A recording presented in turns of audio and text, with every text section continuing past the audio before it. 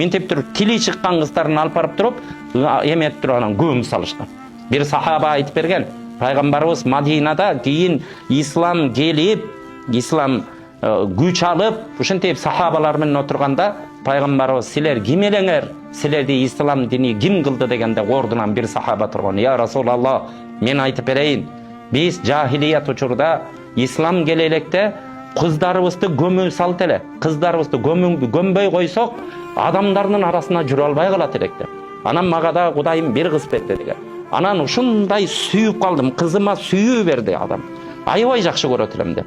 Кызым тили чыгып калган абалга жетти. Ошондо бир жерде Меккенин сыртында ушундай жүрсөк, бирөөгө келди дагы кызың чоңоюп калыптыр го деген сөз айтты дейт. Ал намыска тийген сөз эле дейт. Ошо жерге тура албай калдым дейт. Калчылдап үйгө келдим. Аялдардын эч жашоого укугу жок экен да. Келип аялыма айттым дейт. Кызыңды тайекелеринин үйүнө алып барып келейин дедим дейт. Аялым түшүнөт эле дейт. Мун сөздүн төркүнү эмне экен. Бирок алы жок. Жан кыйын. Жан деген кымбат да, өзүн өлтүрүп сала албайт экен адамчы. Анан жуунтуп туруп эртеси күнү колума салып берди дейт. Кетип барасам, тайекелерим үйүнө кетип баратам деп сүйүнүп кетип баратат дейт. Ушинтип жүрөгүм айрылып бардым да, бир күн мурун казып койгон чуңкурга бир түрткөнүмдө ушинтип кийимиме асылып калды дагы. Ата, кийимиң чаң болуп калды деп кийимимди күйүп атат эле дейт.